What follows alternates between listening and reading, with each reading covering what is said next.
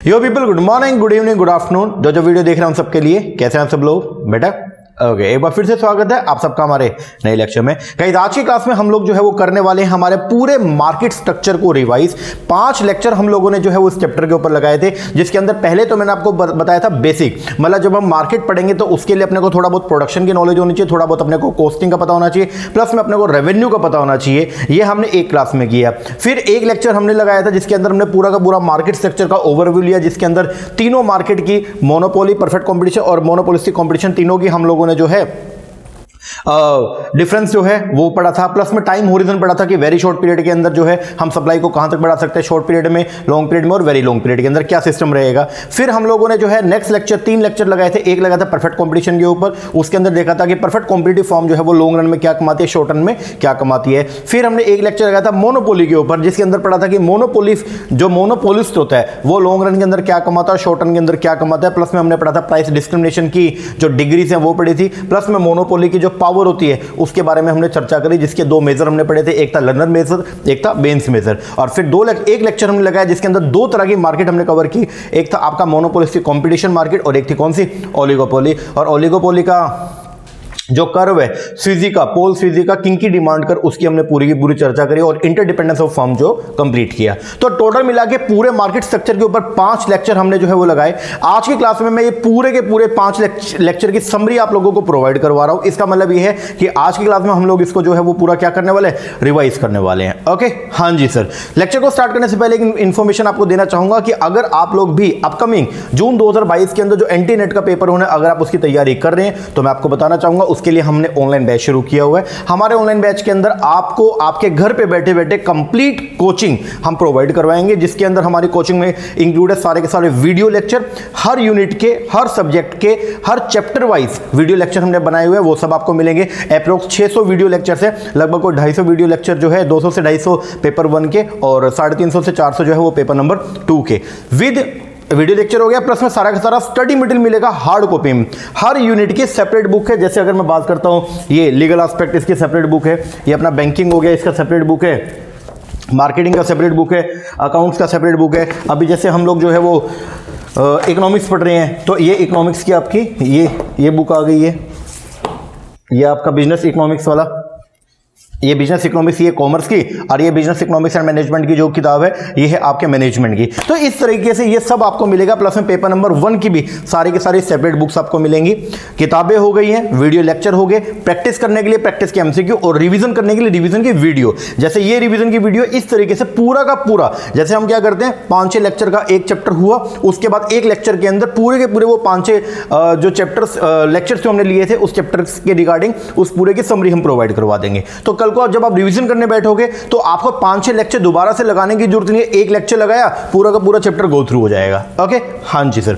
तो अगर आप इंटरेस्टेड है, नीचे हमने नंबर दिया, इसके ऊपर कॉल करके व्हाट्सएप करके आप इंक्वायरी कर सकते हैं। बाकी मैं आपको यह कहूंगा कि आप अगर कहीं भी कोचिंग लेने की सोच रहे हैं तो एक बार हमारे चैनल पर जरूर जाइएगा, हमारे डेमो लेक्चर जरूर देखिएगा, फिर आपको अंदाजा हो जाएगा कि हम किस तरीके से जो है पढ़ाते हैं। और अब की बार टोटली डिफरेंशिएट है। जिन बच्चों ने अगर पहले भी कोचिंग ले रखी है तो उनको भी अब नॉलेज हो जाएगा।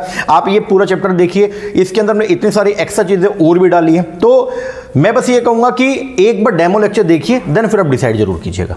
ओके, हाँ जी सर। चलो शुरुआत करते हैं। मार्केट स्ट्रक्चर की अगर बात करते हैं तो इससे पहले अपने को पढ़ना पड़ेगा थोड़ा सा प्रोडक्शन के बारे में। देखिए, शॉर्ट रन के अंदर हमारे जो फैक्टर प्रोडक्शन है वो कुछ फैक्टर हमारे रहते हैं क्या, फिक्स, और कुछ रहते हैं क्या, वेरिएबल। जो फिक्स फैक्टर है उनकी जो कॉस्ट होती है उसको बोलते हैं हम लोग क्या, फिक्स कॉस्ट, और जो वेरिएबल फैक्टर है उनकी जो कॉस्ट होती है उसको बोलते हैं हम लोग क्या, वेरिएबल कॉस्ट। ठीक है जी। अब शॉर्ट रन के अंदर जो टोटल कॉस्ट होती है उसके अंदर 2 फिनोमिना होते हैं। एक होता है उसके अंदर टोटल वेरिएबल कॉस्ट और एक होती है अपनी टोटल फिक्स कॉस्ट। ठीक है जी।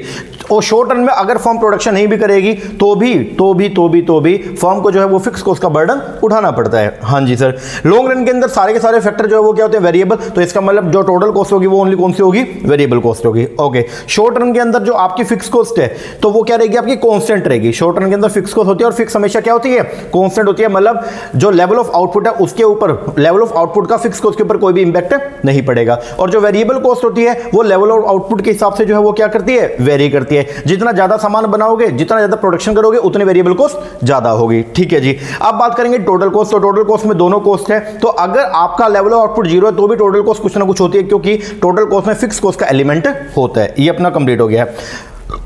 शॉर्ट रन के अंदर आपका एवरेज कॉस्ट कर्व, आपका जो मार्जिनल कॉस्ट कर्व है, वो दोनों के दोनों यू शेप की होती है। और दोनों की खास बात मैंने क्या बताई थी कि जो आपका एमसी कर्व होता है वो एसी कर्व को जो है फ्रॉम बिलो, नीचे से जो है वो क्या करता है, काटता है। ठीक है जी। अब लॉन्ग रन के अंदर जो है आपकी जो कॉस्ट होती है टोटल कॉस्ट, वो आपकी जीरो से ही स्टार्ट होती है। उसके पीछे का रीजन है क्योंकि लॉन्ग रन के अंदर सारी कॉस्ट क्या होती है, वेरिएबल होती है। लॉन्ग रन का जो एवरेज कॉस्ट कर्व है वो क्या होता है, वो थोड़ा सा फ्लैटर होता है। किसके मुकाबले में, शॉर्ट रन के एवरेज कॉस्ट कर्व के मुकाबले में। और लॉन्ग रन की जो एवरेज कॉस्ट है वो हमेशा जो है वो शॉर्ट रन की एवरेज कॉस्ट के मुकाबले क्या होती है, कम होती है। इक्वल होगी या कम होगी, लेकिन कभी भी ज्यादा नहीं होगी। ठीक है जी, ये अपना कंप्लीट हो गया था। अब एवरेज कॉस्ट क्या होती है, जो पर यूनिट कॉस्ट आती है उसको बोलते हैं एवरेज कॉस्ट। मार्जिनल कॉस्ट क्या होती है, एक एडिशनल यूनिट को परचेज करने, एक एडिशनल यूनिट का प्रोडक्शन करने पर टोटल कॉस्ट में जो डिफरेंस आता है उसको बोलते हैं हम लोग क्या, मार्जिनल कॉस्ट। ठीक है। टोटल कॉस्ट का फॉर्मूला जो है वो क्या होता है, एक्सप्लिसिट कॉस्ट। टीसी क्या होती है, एक्सप्लिसिट कॉस्ट, जिसके अंदर आपका फिक्स और वेरिएबल दोनों होते हैं, प्लस में इंप्लिसिट कॉस्ट। अब एक बात ध्यान रखिएगा, इंप्लिसिट कॉस्ट को बोलते हैं हम लोग क्या, नॉर्मल प्रॉफिट। चैप्टर नंबर 2 के अंदर मैंने आपको ये कंप्लीट किया था, पूरा लेक्चर इसके ऊपर लगाया था मैंने।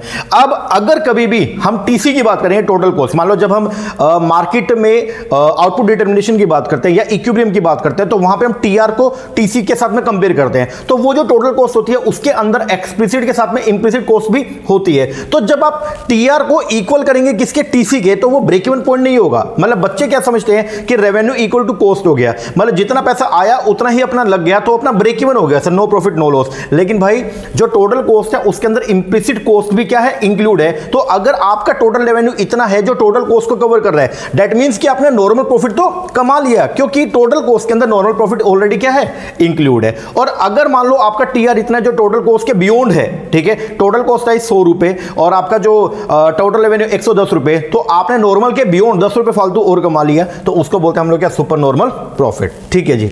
इसके बाद रेवेन्यू क्या होता है, तो अपने जो आपकी टोटल जो प्रोडक्शन है उसको सेल करने के बाद जो भी आपको रिसीप्ट होता है उसको बोलते हैं क्या, रेवेन्यू। ओके। टीआर क्या होता है, टोटल जो यूनिट्स है उनको सेल करने पर जो टोटल अमाउंट रिसीव होगा उसको बोलेंगे टोटल रेवेन्यू। मार्जिनल रेवेन्यू क्या होता है, एक एडिशनल यूनिट को सेल करने पर टोटल रेवेन्यू में जो चेंज आता है उसको बोलते हैं हम लोग क्या, मार्जिनल रेवेन्यू। एवरेज रेवेन्यू क्या होता है, जो पर यूनिट रेवेन्यू होता है उसको बोलते हैं हम लोग क्या, एवरेज रेवेन्यू। ठीक है। अब अगर टीआर को टीसी से हम क्या करते हैं, कंपेयर करते हैं, तो टीसी के अंदर हम दोनों एलिमेंट को लेके चलते हैं, एक्सप्लिसिट कॉस्ट को भी लेके चलते हैं और किसको, इंप्लिसिट को भी। अगर हमारा टीआर इक्वल टू टीसी है तो ब्रेक इवन पॉइंट नहीं होगा, क्योंकि टीसी के अंदर जो है वो नॉर्मल प्रॉफिट है, तो वहां पे क्या होगा, नॉर्मल प्रॉफिट होगा। तो जब टीआर टीसी अप्रोच पढ़ेंगे तो वहां पे टीआर इक्वल टू टीसी होगा ना, तो वहां पे क्या होगा, नॉर्मल प्रॉफिट। और जब TR is greater then TC होगा तो वहां पे क्या होगा, super normal profit. TR TC approach और एआरएसी अप्रोच, एमआरएमसी अप्रोच में क्या फर्क होता है, टीआर टीसी के अंदर हम जो वेरिएबल लेके चलते हैं वो टीआर और टीसी होता है, और एमआरएमसी अप्रोच के अंदर हम लोग जो है वो पर यूनिट पे बात करते हैं, और वहां पे हमारे जो वेरिएबल रहते हैं वो क्या रहते हैं, एआर और एसी। ये हमने कंप्लीट किया था। फिर रेवेन्यू कर्व हमने देखा था, जो परफेक्ट कंपटीशन है उसके अंदर आपका जो रेवेन्यू कर्व रहेगा वो कैसा होता है, वो रहेगा horizontal to O X axis, और वहां पे एआर और एमआर दोनों क्या रहेंगे, बराबर रहेंगे। और जो एआर कर्व होता है उसी को हम क्या बोलते हैं, डिमांड कर्व बोलते हैं। वही अगर मोनोपोली या मोनोपोलिस्टिक की बात करूंगा, दोनों के अंदर आपका जो रेवेन्यू कर्व रहेगा वो क्या रहेगा, आपका डाउनवर्ड स्लोपिंग रहेगा। और डाउनवर्ड स्लोपिंग का मतलब ये होता है कि अगर आपको एक्स यूनिट को सेल करना है तो आपको जो प्राइस है उसको क्या करना पड़ेगा, कम करना पड़ेगा। डाउनवर्ड स्लोपिंग जब भी कोई चीज होती है तो ध्यान रखना इसमें दोनों वेरिएबल जो है उनमें कैसा रिलेशन होता है, नेगेटिव रिलेशन होता है। और अगर कोई अपवर्ड स्लोपिंग चीज होती है, अपवर्ड स्लोपिंग अगर कर्व होगा तो उसके अंदर दोनों जो आपके फैक्टर्स हैं उनके अंदर कैसा रिलेशन होगा, आपका पॉजिटिव रिलेशन होगा। ठीक है जी। अब लेकिन फर्क ये था कि मोनोपोली में और मोनोपोलिस्टिक में, मोनोपोली के अंदर जो आपका रेवेन्यू का रहेगा वो आपका लेस इलास्टिक रहेगा। उसके पीछे का रीजन ये है क्योंकि मोनोपोलिस जो होता है उसका कोई क्लोज सब्स्टिट्यूट नहीं है, तो रेट को अगर वो चेंज भी करता है तो उसकी डिमांड में कोई ज्यादा फर्क नहीं आता है। वही अगर मोनोपोलिस्टिक कॉम्पिटिशन की बात करूंगा तो वहां पर आपका जो रेवेन्यू का रहेगा वो कैसा रहता है जी, आपका मोर इलास्टिक होता है, क्योंकि वहां पर आपके कॉम्पिटिटर भी अवेलेबल होते हैं। ठीक है। अब मार्केट की हमने बात किया था, मार्केट क्लासिफिकेशन। तो पहले तो मार्केट का मतलब क्या होता है, जहां पे बायर और सेलर एक दूसरे के साथ एक दूसरे के कॉन्टेक्ट के अंदर आते हैं और प्राइस के ऊपर नेगोशिएशन करते हैं, उसको बोलते हैं हम लोग क्या, मार्केट। और मार्केट में एक स्पेशल बात ये होती है कि market does not refer to any geographical area. ठीक है। मेन फीचर क्या है, सबसे पहले एरिया का मतलब ये है कि फिजिकल एरिया होना जरूरी नहीं है, वर्चुअली भी आप जो है वो आप मार्केट को जो है वो इनकॉर्पोरेट कर सकते हैं। दूसरा, मार्केट में बायर होंगे और सेलर होंगे, एक कमोडिटी होगा और फ्री कंपटीशन होगा। इसका मतलब ये है कि बायर जो है सस्ता लेना चाहेगा और सेलर जो है वो महंगा बेचना चाहेगा। ठीक है। टाइप ऑफ मार्केट की बात करें तो मार्केट दो तरह की, या तो कॉम्पिटिटिव होगी या फिर क्या होगी, मोनोपोली। कॉम्पिटिटिव में कई सारे लोग होंगे, मोनोपोली में एक ही बंदा। अब जो कॉम्पिटिटिव है, अब कॉम्पिटिशन दो तरीके का होगा, या तो परफेक्ट कॉम्पिटिशन होगा या फिर नॉन परफेक्ट होगा। परफेक्ट कॉम्पिटिटिव मार्केट एक अलग होगी, जो नॉन परफेक्ट हो गई है, ठीक है, इम्परफेक्ट कॉम्पिटिटिव मार्केट, उसके अंदर आएंगे आपके कौन कौन सी, एक तो आएगी मोनोपोलिस्टिक कंपटीशन, एक आएगी ओलिगोपोली और एक आएगा कौन सा, ड्यूओपोली, ठीक है। अब परफेक्ट कंपटीशन, मोनोपोलिस्टिक और मोनोपोली के अंदर क्या क्या डिफरेंस था। नंबर ऑफ सेलर की बात करें तो परफेक्ट कंपटीशन में बहुत सारे होते हैं, नंबर ऑफ सेलर जो है परफेक्ट कंपटीशन में बहुत सारे, मोनोपोलिस्टिक के अंदर बहुत सारे और मोनोपोली में एक होगा, लेकिन बायर तीनों के अंदर बहुत सारे होते हैं। प्रोडक्ट, परफेक्ट कंपटीशन के अंदर जो प्रोडक्ट रहेगा वो कैसा रहेगा, होमोजीनियस रहेगा, बोले तो एक जैसा सामान ही सारे लोग जो है बना के बेचते हैं। मोनोपोलिस्टिक कंपटीशन के अंदर जो है वो क्या होगा, सामान जो है वो कैसा होगा, डिफरेंशिएशन होगा उसके अंदर। और अगर बात करूंगा मोनोपोली में, तो मोनोपोली के अंदर डिफरेंशिएटेड भी हो सकता है और होमोजीनियस भी हो सकता है। आगे प्राइस, परफेक्ट कंपटीशन के अंदर प्राइस जो है वो हर जगह पे क्या रहेगा, यूनिफॉर्म रहेगा, एक जैसा रहेगा। वही अगर मोनोपोलिस्टिक कंपटीशन की बात करूंगा तो वहां पे यूनिफॉर्म होना जरूरी नहीं है, वहां पे यूनिफॉर्म नहीं, क्योंकि प्रोडक्ट में क्या मिलेगा, डिफरेंशिएशन। जब सामान ही अलग अलग है तो रेट भी क्या होगा, अलग अलग होगा। वही अगर मोनोपोली की बात करूंगा तो वहां पे रेट जो है वो यूनिफॉर्म नहीं होगा, क्योंकि वहां पे आपको एक एलिमेंट देखने को मिलता है, that is known as the, क्या बोलते हैं उसको बोलते हैं हम लोग क्या, प्राइस डिस्क्रिमिनेशन। इसका मतलब एक ही सामान का अलग अलग लोगों से अलग अलग रेट चार्ज करना, ठीक है। Entry of market, perfect competition में फ्री एंट्री होती है, मोनोपोलिस्टिक कंपटीशन के अंदर जो है वो भी लगभग फ्री है, लेकिन बिल्कुल एब्सोल्यूट फ्री नहीं होती है, कुछ एक बैरियर्स होते हैं। और मोनोपोली के अंदर जो है वो क्या पॉसिबल नहीं है, नई फर्म एंटर नहीं कर सकती है। Knowledge of market condition, perfect competition market के अंदर जो है जो बायर्स होता है उसको प्राइस की पूरी नॉलेज होती है, परफेक्ट नॉलेज होती है। लेकिन अगर दोनों मार्केट की बात करूंगा वहां पे बायर को प्राइस के बारे में कंप्लीट नॉलेज नहीं होती है। मोबिलिटी, परफेक्ट कंपटीशन के अंदर जो फैक्टर्स होते हैं वो पूरे के पूरे मोबाइल होते हैं, लेकिन बाकी दोनों मार्केट के अंदर फैक्टर मोबाइल नहीं होते हैं। फर्म का डिमांड का, परफेक्ट कंपटीशन के अंदर दिखाया था आपका फर्म का डिमांड कर क्या होता है, परफेक्टली इलास्टिक बोलते हैं, हॉरिजॉन्टल टू एक्स एक्सिस होगा। वही अगर दोनों में बात करूंगा तो डाउनवर्ड स्लोपिंग होगा। बस मोनोपोलिस्टिक कंपटीशन के अंदर जो आपका डिमांड कर रहेगा वो क्या होगा, मोर इलास्टिक। वही अगर बात करूंगा मोनोपोली का तो वहां पे आपका डिमांड कर कैसा होगा, लेस इलास्टिक। स्लोप आपको बता दिया, हॉरिजॉन्टल स्ट्रेट लाइन होगा परफेक्ट कंपटीशन में, AR इक्वल टू MR होगा, और बाकी दोनों के अंदर जो है वो AR is greater then MR होगा, AR बाहर होगा, MR अंदर होगा, ठीक है। सेलिंग कॉस्ट, परफेक्ट कंपटीशन में सेलिंग कॉस्ट की कोई जरूरत नहीं है। मोनोपोली के अंदर जो है आपको सेलिंग कॉस्ट की जरूरत नहीं, क्योंकि अकेले सामान बेचने वाले हो। वही अगर मोनोपोलिस्टिक बात करूंगा तो वहां पे आपको सेलिंग कॉस्ट की बहुत ज्यादा रिक्वायरमेंट होती है। Degree of price control, perfect competition में कोई भी कंट्रोल नहीं होता, फर्म प्राइस टेकर होती है, इंडस्ट्री प्राइस मेकर होती है। वही अगर बात करूंगा मोनोपोली के अंदर, मोनोपोली में आपका फुल कंट्रोल होता है और मोनोपोलिस्टिक के अंदर आपका पार्शियल कंट्रोल होता है। प्रॉफिट कहां पे कमाएंगे, परफेक्ट कंपटीशन के अंदर लॉन्ग रन के अंदर फर्म कमाती है क्या, नॉर्मल प्रॉफिट, वहां पे उसकी कंडीशन कहते हैं AR equal to AC। Monopolistic competitive market जो वो लॉन्ग टर्म के अंदर कमाती है नॉर्मल प्रॉफिट, वहां की कंडीशन भी वही AR इक्वल टू AC। लेकिन जो मोनोपोली है वो लॉन्ग रन में कमाता है क्या, सुपर नॉर्मल प्रॉफिट, और इसकी कंडीशन जो है वो क्या होती है, AR is greater than AC। Business check की अगर हम बात करते हैं, परफेक्ट कंपटीशन में कोई भी बिजनेस चेक नहीं होते हैं। मोनोपोली के अंदर जो है आपको बिजनेस चेक देखने को मिलेंगे, और मोनोपोलिस्टिक कंपटीशन में आपको बिजनेस चेक जो है कुछ एक देखने को मिलेंगे, बाकी ज्यादा नहीं होते हैं। ट्रांसपोर्ट कॉस्ट की अगर बात करते हैं, परफेक्ट कंपटीशन के अंदर ट्रांसपोर्ट कॉस्ट आपकी नील होती है। मोनोपोली में और मोनोपोलिस्टिक में ट्रांसपोर्ट की जो कॉस्ट है वो आपकी एग्जिस्ट करती है, क्योंकि अलग अलग जगह पे मार्केट के अंदर जो है वो रेट क्या रहेगा आपका, अलग अलग रहेगा, ठीक है जी।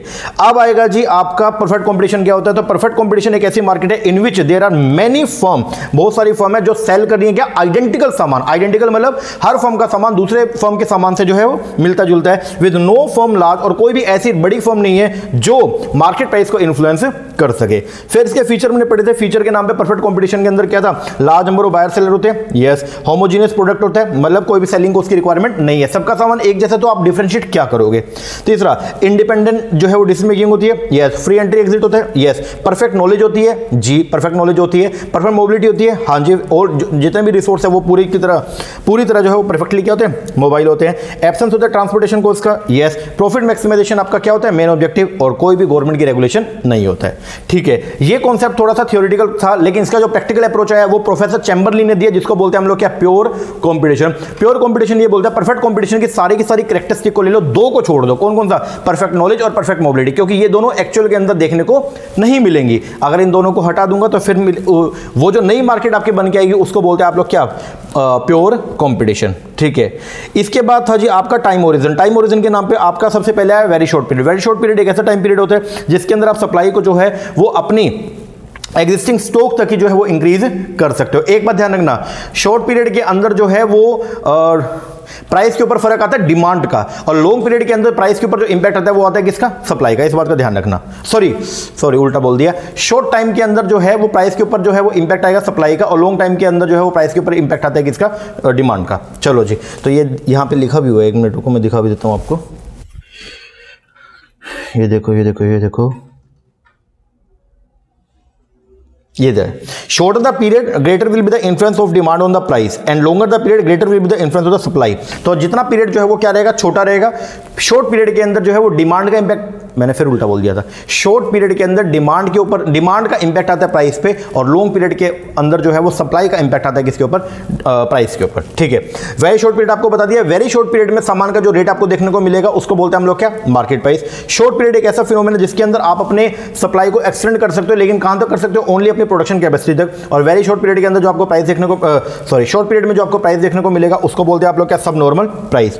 लॉन्ग पीरियड क्या होता है, लॉन्ग पीरियड एक ऐसा टाइम पीरियड है जिसके अंदर आप सप्लाई को जो है वो अपने डिमांड के हिसाब से इंक्रीज या डिक्रीज कर सकते हो, और लॉन्ग पीरियड के अंदर जो आपको रेट देखने को मिलता है उसको बोलते हैं आप लोग क्या, नॉर्मल प्राइस। फिर आता है very long period. Very long period एक ऐसा पीरियड है जिसके अंदर आप जो है अपनी सप्लाई को जो है इकोनॉमी में जो चेंज हो रहा है, मूव, रिसेशन, डिप्रेशन, इसके हिसाब से जो है आप उसको चेंज कर सकते हो, और आपका जो वेरी लॉन्ग पीरियड है उसके अंदर जो आपको प्राइस देखने को मिलेगा उसको बोलेंगे आप लोग क्या, सेक्युलर प्राइस। तो in brief very short period में सप्लाई लिमिटेड है कहां तक, एक्सिस्टिंग स्टॉक तक। शॉर्ट पीरियड के अंदर आपकी सप्लाई लिमिटेड है कहां पे, प्रोडक्शन कैपेसिटी तक। लॉन्ग पीरियड के अंदर आप सप्लाई को इंक्रीज या डिक्रीज कर सकते हो अकॉर्डिंग टू डिमांड, और वेरी लॉन्ग पीरियड के अंदर जो है आप अपने सप्लाई को चेंज कर सकते हो with basic change in the economy के हिसाब से, और वहां पे जो टाइम आपको प्राइस देखने को मिलेगा उसको बोलते हैं आप लोग क्या, सेक्युलर प्राइस। ठीक है, अब फर्म क्या होती है, फर्म एक यूनिट है जो एंगेज है किसके अंदर, production of the sale, production के अंदर, और वो प्रोडक्शन को क्या करेगी, सेल करेगी एट ए प्रॉफिट पे, और उसका जो मेन ऑब्जेक्टिव रहेगा वो क्या रहेगा, फर्म प्रॉफिट को क्या करना, मैक्सिमाइज करना। फिर फर्म इक्विलिब्रियम क्या होता है, फर्म संतुलन में कब होती है, जब एक फर्म अपने करंट प्रोडक्शन से जो है वो क्या होती है, सेटिस्फाई होती है, और वो उसके अंदर कोई भी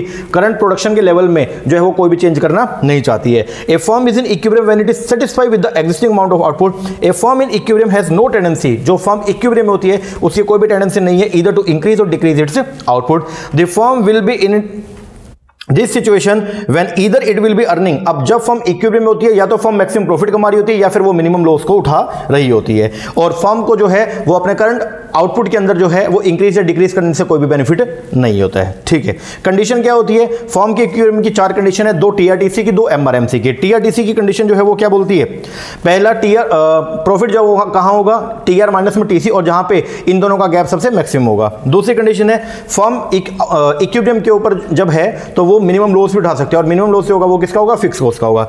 2 कंडीशन है एमआरएमसी अप्रोच की। पहली कंडीशन ये है एमसी कर्व जो है वो कट करेगा एमआर को फ्रॉम बिलो, और एमसी और एमआर जो दोनों क्या होंगे, बराबर होंगे। ठीक है जी, तो first order condition MC equal to MR, second order condition MC curve cut MR from below. ठीक है जी, इसके बाद आ गया आपका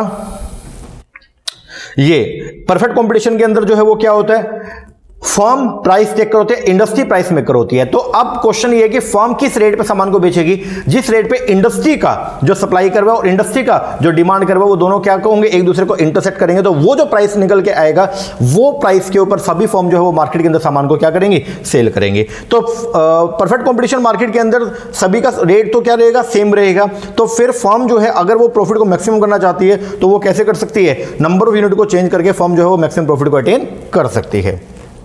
आगे आप शॉर्ट रन और लॉन्ग रन तीनों मार्केट में सेम था। मैंने आपको बताया था कि चाहे परफेक्ट कंपटीशन हो, चाहे मोनोपोली हो, चाहे मोनोपोलिस्टिक हो, तीनों के अंदर कंडीशन जो है वो क्या रहेंगी, सेम रहेंगी। सबसे पहले बात करते हैं टीआरटीसी अप्रोच का। टीआरटीसी अप्रोच के अंदर हम टोटलिटी के ऊपर काम करेंगे, मतलब जितना भी आपका आउटपुट है उस पूरे के ऊपर जो है वो आप क्या करोगे, काम करोगे। टीआरटीसी अप्रोच के अंदर 2 कंडीशन आपको देखने को मिलेंगी। जब फर्म टीआरटीसी अप्रोच के थ्रू इक्विलिब्रियम निकालती है, या तो फर्म मैक्सिमम प्रॉफिट कमा रही होती है या मिनिमम लॉस उठाती है। मैक्सिमम प्रॉफिट की कंडीशन जो है वो क्या, टीआर माइनस में टीसी। ठीक है, जब फर्म प्रोड्यूस करेगी क्या, ये मैंने बताया था OM1 पे, तो फर्म का जो टीआर है वो क्या है, कम है, किससे, टीसी से, तो फर्म लॉस कमाती है। तो फर्म क्या करेगी, फर्म वहां पे काम करेगी जहां पे जो प्रॉफिट है वो सबसे क्या होगा, मैक्सिमम होगा। प्रॉफिट को डिनोट करने के टीपीसी है, टोटल प्रॉफिट कर्व बनाया गया है। ठीक है ना। अब क्वेश्चन ये आता है, अगली जो अप्रोच है वो क्या है, टीआरटीसी अप्रोच में अगला पॉइंट क्या है, मिनिमम लॉस का। कई बार ऐसा भी होता है कि फर्म शॉर्ट टर्म के अंदर जो है मिनिमम लॉस भी कमा सकती है, और मिनिमम लॉस जो है वो उठाएगी ओनली किसका, फिक्स कॉस्ट का। तो फर्म ये सोचती है कि अगर मान लो कभी हमारा जो सामान वो इतना पैसा रिकवर कर रहा है कि हमारी वेरिएबल कॉस्ट कवर हो रही है, तो भी हमें कोई दिक्कत नहीं है। क्यों, क्योंकि अगर वेरिएबल कॉस्ट भी कवर हो रही है, अगर काम ना भी करते तो भी फिक्स कॉस्ट का तो बर्डन अपने को उठाना पड़ता। तो यहां पे मिनिमम लॉस होगा वो किसका होगा, आपका फिक्स कॉस्ट का होगा।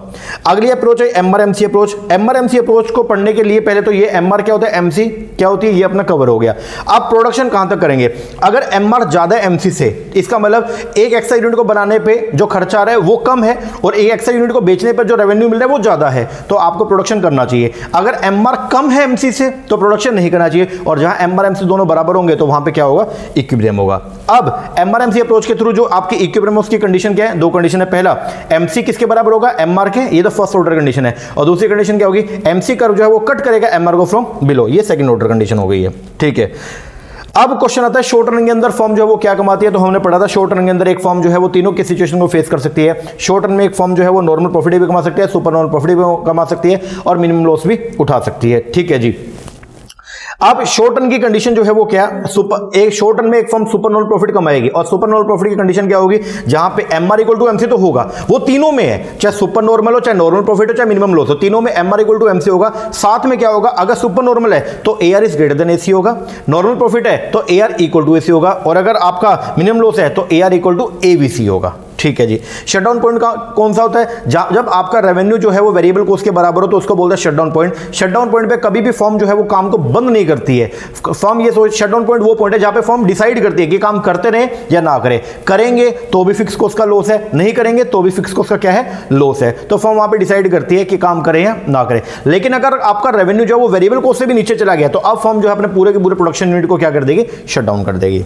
ठीक है जी, अब टीआरटीसी अप्रोच की कंडीशन वही, या तो मैक्सिमम प्रॉफिट होगा TR minus TC, minimum loss होगा TR equal to TVC. MR MC approach की कंडीशन क्या है, एमसी इक्वल टू एमआर, दूसरी एमसी कर्व कट करेगा एमआर को फ्रॉम बिलो। ठीक है जी, अब वही एमसी अगर greater than MR is greater than MC है तो प्रोडक्शन को कंटिन्यू करो, MR is less than MC है तो प्रोडक्शन को डिसकंटिन्यू करो, और एमआर इक्वल टू एमसी है तो फिर क्या करना चाहिए, वो इक्विलिब्रियम हो जाएगा। चलो जी आगे, शॉर्ट रन का मैंने आपको बता दिया, लॉन्ग रन का भी आपको यहां पे आ जाएगा।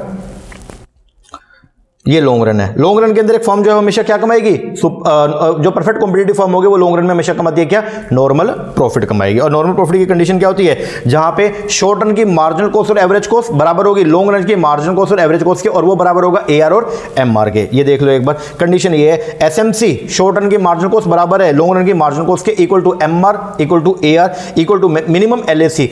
एलएसी हमेशा क्या रहती है, मिनिमम रहती है, मतलब लॉन्ग रन की जो एवरेज कॉस्ट है वो हमेशा क्या रहती है, कम रहती है, इज इक्वल टू एसएसी। यहां तक ओके है क्या जी सर। चलो अब आगे बढ़ते हैं।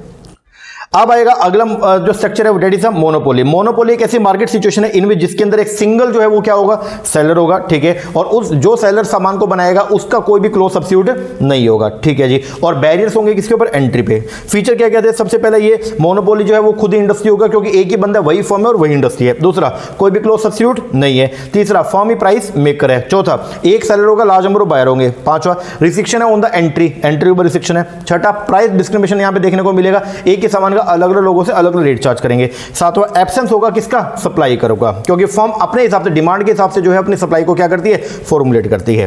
ठीक है, ये कुछ कोजेस थे कि मोनोपोली पावर कैसे बनती है। आपने पेटेंट करवा लिया, आपका कंट्रोल है रॉ मटेरियल के ऊपर, या टेक्निकल बैरियर्स है, गवर्नमेंट पॉलिसी है, ह्यूज इन्वेस्टमेंट है, तो ये कुछ रीजन है जिसकी वजह से जो है वो क्या बनता है, आपका मोनोपोली पावर आपकी क्रिएट होती है। ठीक है, अब फर्म का जो डिमांड रेवेन्यू कर्व रहेगा वो कैसा रहेगा, लेस इलास्टिक रहेगा। ठीक है, एआर कर्व हमेशा ज्यादा होगा और एसी एमआर कर्व जो है वो क्या रहेगा, अंदर रहेगा जी। ठीक है, अब आ गया इक्विलिब्रियम की कंडीशन। सबसे पहले है जी आपका सुपर फॉर्म शॉर्ट रन में, मतलब मोनोपोली फॉर्म जो है वो शॉर्ट रन में तीनों में से कुछ भी कंडीशन को फेस कर सकती है, मतलब वो सुपर नॉर्मल प्रॉफिट भी कमा सकती है, नॉर्मल प्रॉफिट भी कमा सकते हैं, मिनिमम लॉस भी उठा सकते हैं, लेकिन तीनों के अंदर M R equal to MC होगा। हाँ जी सर। अब सुपर नॉर्मल प्रॉफिट की कंडीशन क्या है, जहां पे M R equal to MC है और A R is greater than A C है। नॉर्मल प्रॉफिट की कंडीशन क्या है, M R equal to MC है और A R is equal to A C है। और मिनिमम लॉस की कंडीशन क्या है, M R equal to MC है और ए आर किसके बराबर है, ए वी सी के बराबर है, मतलब आप जो लॉस उठाएंगे वो किसका उठाएंगे, फिक्स कॉस्ट का उठाएंगे। ठीक है, अब लॉन्ग पीरियड के अंदर क्या होगा, लॉन्ग पीरियड के अंदर एक फर्म जो है वो हमेशा से जो है वो क्या कमाएगी,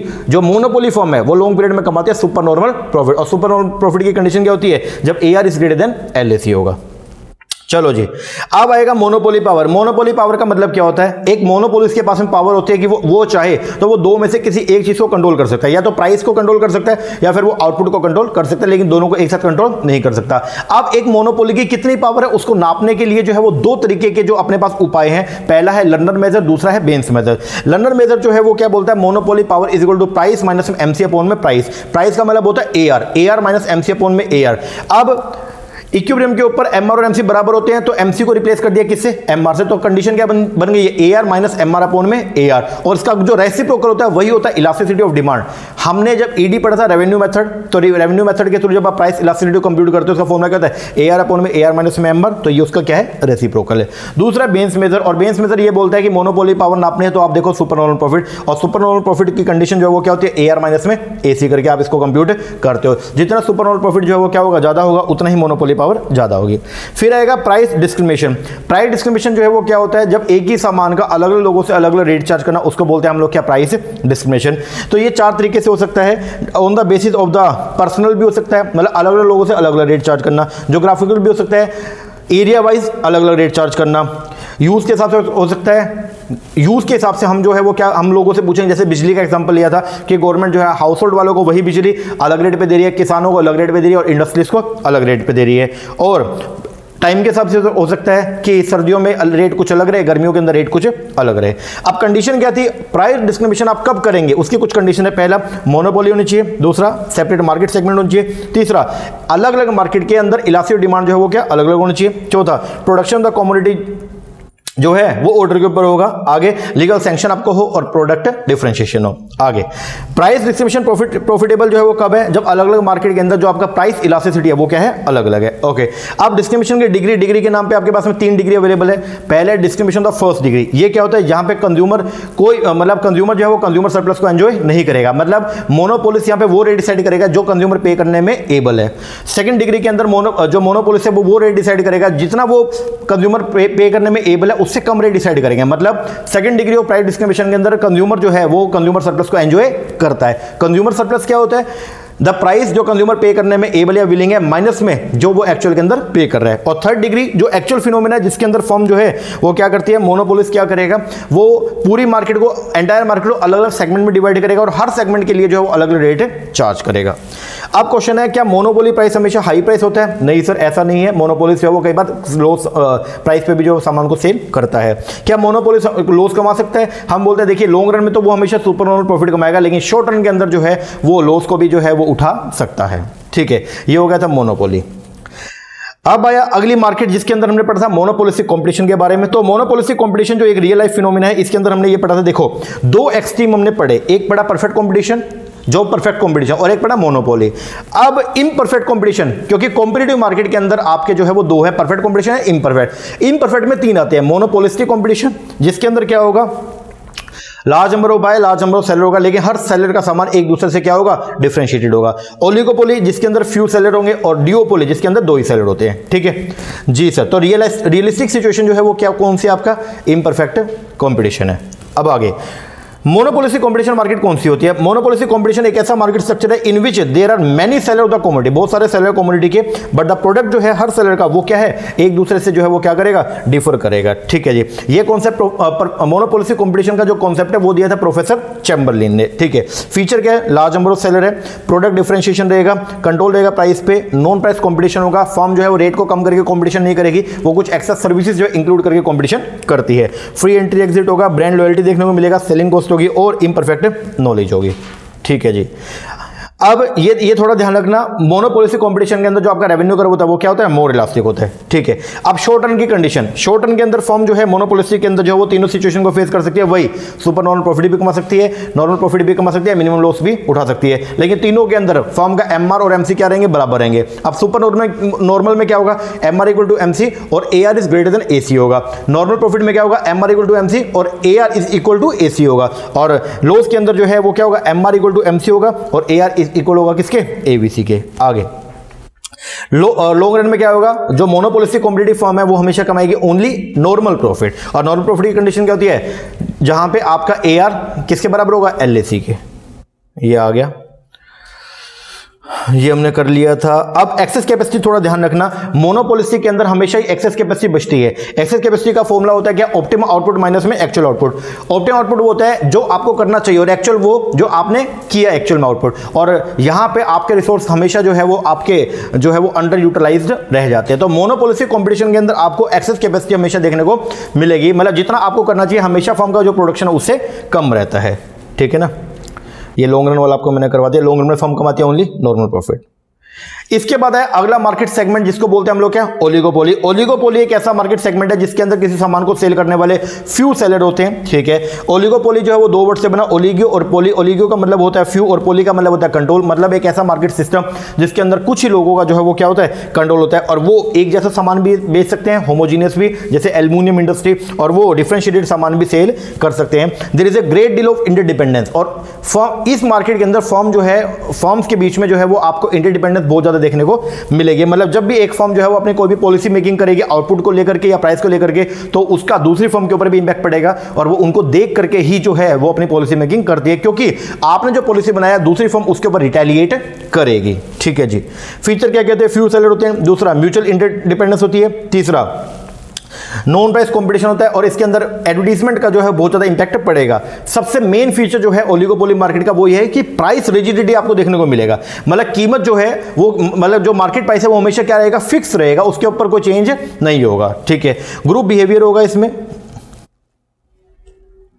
एक मिनट, ये क्या हो गया, ग्रुप बिहेवियर होगा इसके अंदर। इसके बाद में होमोजीनियस से डिफरेंशिएट सामान हो सकता है। आगे लैक ऑफ यूनिफॉर्मिटी देखने को मिलेगा, इसका मतलब कुछ फर्म तो बहुत बड़ी होंगी, कुछ छोटी होंगी। एलिमेंट ऑफ मोनोपोली देखने को मिलेगा, प्लस में प्राइस रिजिडिटी इसका मेन एलिमेंट है। और फर्म यहाँ पे हमेशा प्रॉफिट मोटिव के लिए, कई बार नॉन प्रॉफिट मोटिव के लिए भी काम करती है। नॉन प्रॉफिट मोटिव का मतलब जैसे सेल को मैक्सिमाइज करना है, फर्म का ये उद्देश्य बन गया कि हम सेल्स को मैक्सिमाइज करेंगे, रिस्क को मिनिमाइज करना चाहते हैं, या आउटपुट को मैक्सिमाइज करना चाहते हैं, ये सब। अच्छा जी, अब आ गया टाइप ऑफ ओलिगोपोली। सबसे पहला प्योर ओलिगोपोली। प्योर ओलिगोपोली कौन सी होती है, जिसके अंदर फर्म जो है वो होमोजेनियस नेचर के सामान को सप्लाई करती है, उसको बोलते हैं प्योर ओलिगोपोली। डिफरेंशिएटेड या इम्परफेक्ट कौन सी होती है, जिसके अंदर फर्म अलग अलग सामान को, मतलब डिफरेंशिएटेड सामान को बनाती है, उसको बोलते हैं डिफरेंशिएटेड। ओपन ओलिगोपोली जिसके अंदर कोई भी फर्म एंटर कर सकती है। क्लोज ओलिगोपोली जिसके अंदर एंट्री के ऊपर बैरियर होते हैं। कोल्यूसिव ओलिगोपोली जिसके अंदर जो है एक कॉमन अंडरस्टैंडिंग होगा, और कॉम्पिटिटिव के अंदर क्या होगा, जब ऐसी कॉमन अंडरस्टैंडिंग जो है वो क्या है, उसका अभाव होता है। पार्शियल ओलिगोपोली क्या होगा, जिसके अंदर जो है वो क्या होगा, एक बड़ी फर्म होगी, एक लीडर होगी, और बाकी फर्म उसी को परस्यू करेंगी। और फुल ओलिगोपोली के अंदर जो है वो जब ऐसा प्राइस लीडरशिप का क्या हो, एब्सेंस हो, तो उसको बोलते हैं आप लोग क्या, फुल ओलिगोपोली।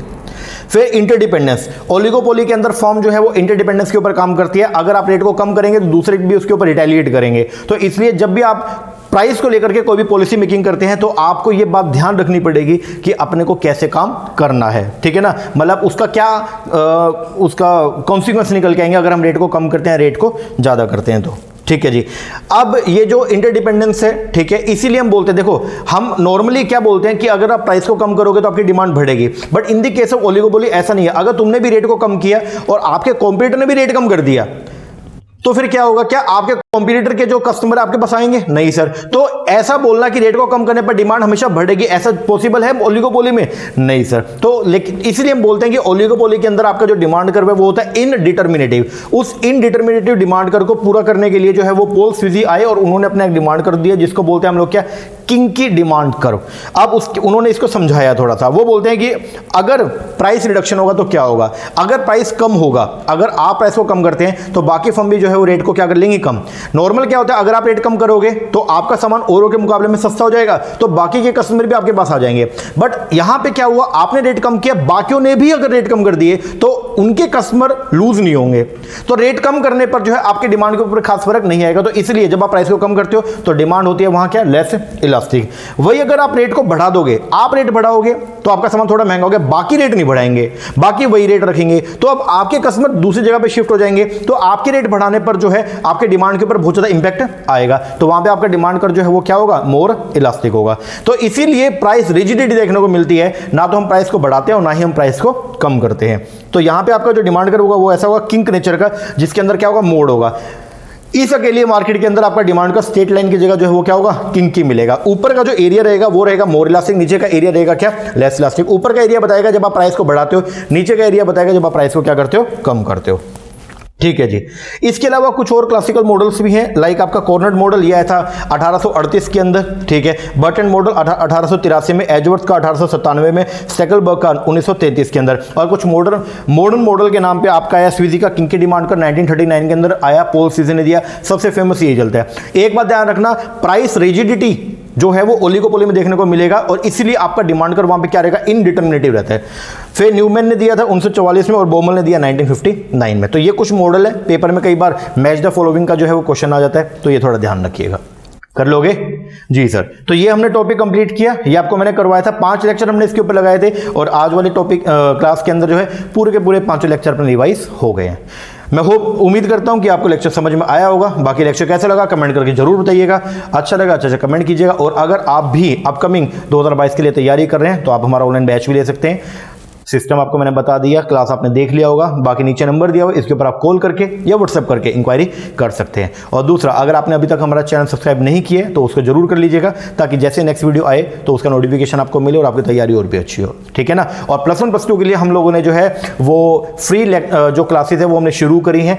MSc जूनियर्स के नाम से हमारा चैनल है, उसके ऊपर हम इसको जो है वो क्लासेस प्रोवाइड करवाएंगे। तो अगर आपके कोई छोटे भाई बंधु हैं या आपके कोई स्टूडेंट है तो आप चाहें तो उनको भी जो है लेक्चर का लिंक प्रोवाइड कीजिएगा, ठीक है, ताकि फ्री क्लासेस का बेनिफिट उन बच्चों तक भी मिल सके।